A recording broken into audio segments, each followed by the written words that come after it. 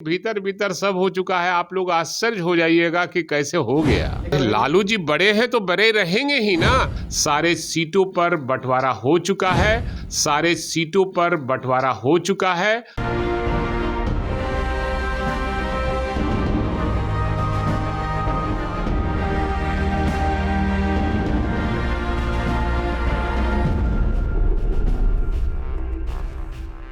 नमस्कार, आप देखना शुरू कर चुके हैं कैपिटल टीवी बिहार और मैं आपके साथ सरोज सिंह।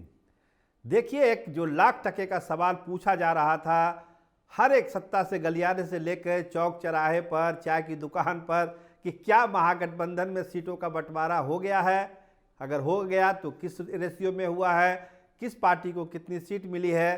तो आज इस पर भाई बीरेंद्र ने एक बहुत बड़ी बात कह दी।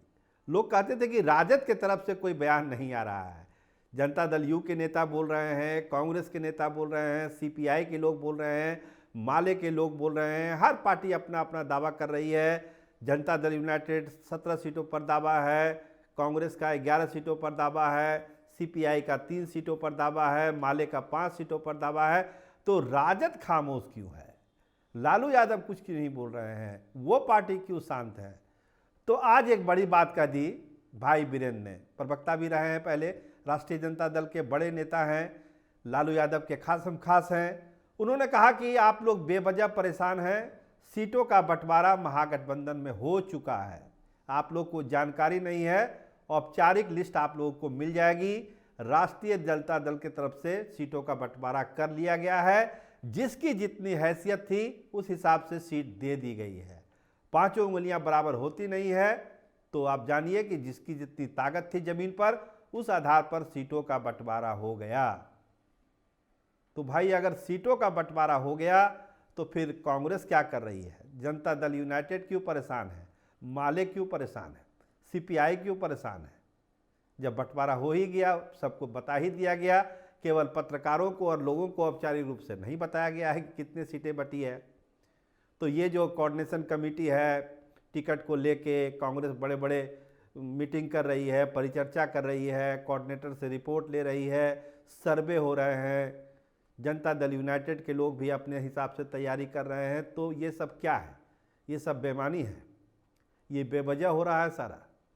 तो फिर इस सब कवायद का मतलब क्या है? आखिर क्यों इतनी जद्दोजहद हो रही है सीट बंटवारे को लेकर?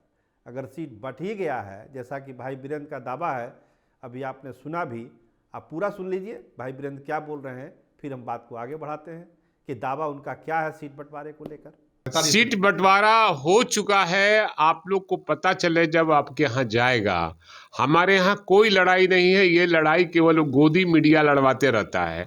हमारे यहाँ एकदम स्मूथली सारे सीटों पर बंटवारा हो चुका है और जिसकी जमीनी हकीकत है उसको सीट मिल चुका है। लेकिन जदयू के लोग तो कह रहे हैं 16 पर ही लड़ेंगे। नहीं, ये आप लोग कह रहे हैं, आप लोग कह रहे हैं, जदयू नहीं बोल रहा है और ना कोई पार्टी बोल रही है। हमारे यहाँ कोई लड़ाई सीट पर नहीं, हमारी लड़ाई एक ही है और हम लोगों ने कसम खाया है कि बीजेपी को देश से भगाना है। जेडीयू के लोग कह रहे हैं कि जो सीटिंग है वो हमारी है, सारे मंत्री कह रहे हैं कि भाई जो सीटिंग, अरे कह रहे हैं तो नहीं, कह रहे हैं तो कौन गलत बात कर रहे हैं? हर कोई कहने का अधिकार है, लेकिन भीतर भीतर सब हो चुका है। आप लोग आश्चर्य हो जाइएगा कि कैसे हो गया। लेकिन बिहार में 40 लोकसभा सीट है, लेकिन इंडिया अलायंस ने सीट मांग को लेकर 52 सीट पहुंचा दी है। सवाल है कि आप लोग के जानकारी का अभाव की वजह से आप लोग 40 को 52 कर रहे हैं। 40 के 52 नहीं होते हैं, 40 का 40 ही होते हैं और 40 पर बंटवारा हो चुका है। और आप क्यों इतनी छटपटाहट में हैं? अरे छटपटाहट मत रहिए ना, ये हम लोग कर चुके हैं कि किसको कितना सीट पर लड़ना है। अरे लालू जी बड़े हैं तो बड़े रहेंगे ही ना। सीट मिले, कितना मिले, किसको मिले, 5 उंगली है, पांचों बराबर है। हम सब लोग सीट की लड़ाई में नहीं है, हम लड़ाई में है कि हम 40 में 40 चुनाव जीतेंगे। ये हमारी लड़ाई है। जो भी जमीनी हकीकत है, जो भी ग्राउंड पे निश्चित सबका अपनी हकीकत, जमीनी हकीकत सबको मालूम है और हर दल के लोग ये जानते हैं कि हमको कितनी सीट लेनी चाहिए, वो लोग ले लिया। तो अगर लालू प्रसाद के खास भाई बीरेंद्र अगर ये दावा कर रहे हैं कि सीट बंटवारा हो गया है महागठबंधन में, तो इसको किस रूप में लिया जाए? क्या इसकी जानकारी जनता दल यूनाइटेड के नेताओं को नहीं है, कांग्रेस के नेताओं को नहीं है, वाम दल के नेताओं को नहीं है? वो बेवजह परेशान हैं। दही चूड़ा का जो इंतजार हो रहा था वो सब बेवजह है। आखिर क्या हुआ? आखिर भाई बीरेंद्र ने ये दावा क्यों किया कि सीटों का बंटवारा हो गया?